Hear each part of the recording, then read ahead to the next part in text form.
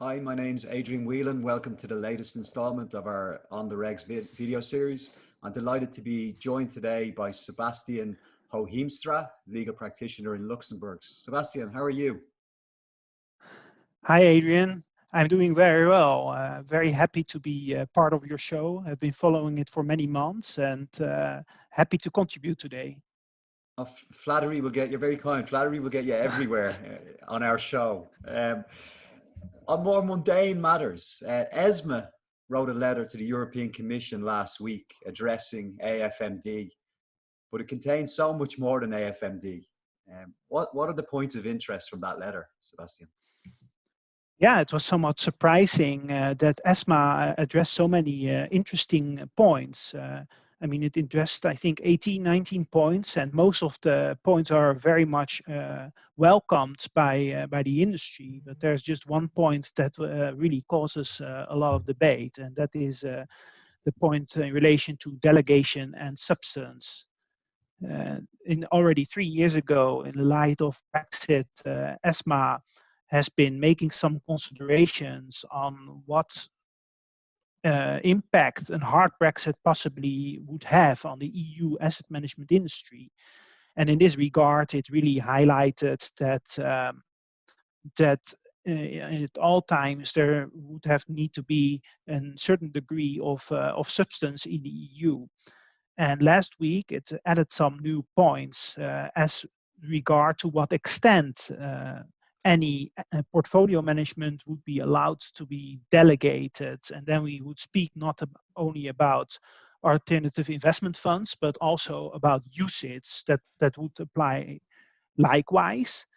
And their concern is that currently, under the legislative frameworks, it's a rule of thumb that you may either delegate the risk management fully or portfolio management.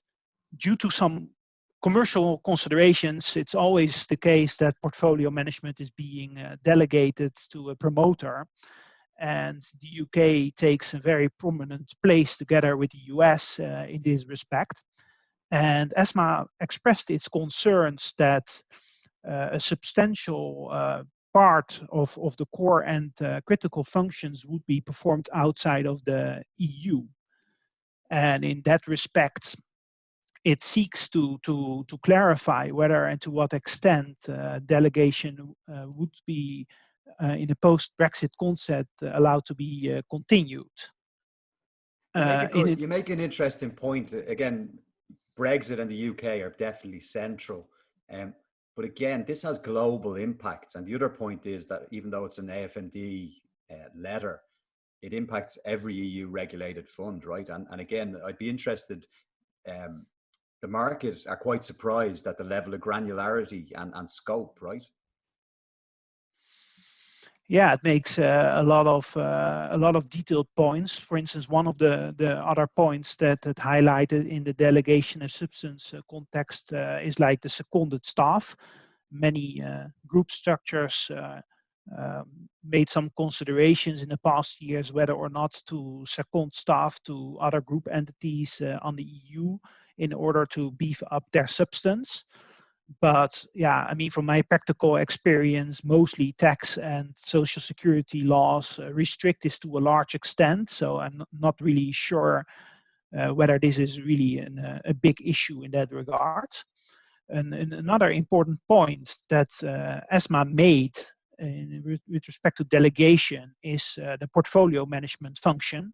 It has not been really defined what it is, and it causes not only for delegation but also for other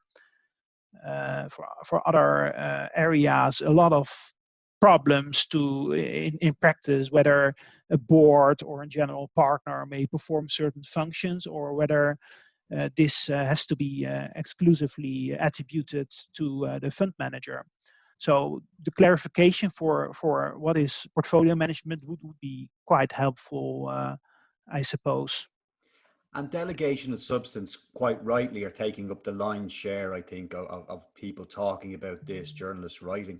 But there's a laundry list of I think it's 19 different points. What else stands out in the letter of interest? I think another very nice point addressed is the is the recommendation to create a legal framework for loan originating funds.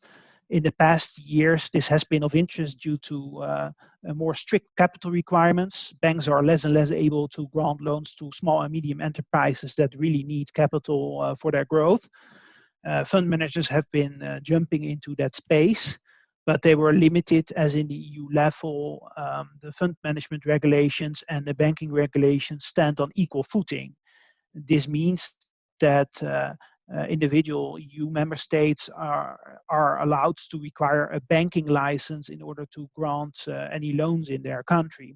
So in practice, fund managers always have to consider specific loan origination regimes that carve the banking license out, and therefore they usually can only focus on 2 or 3 countries, whereas a specific dedicated regime would allow them to originate loans throughout whole Europe. So far, there has been the LTIF regime, but many retail provisions with respect to distribution really prevented that regime from becoming a viable tool in practice. So therefore, this is a very positive thing. So there you have it, folks. Huge challenges perhaps for asset managers in Europe on the global delegation model, but also huge opportunity perhaps with a pan-European loan framework. Sebastian, thanks for your insights this morning. Many thanks, Adrian.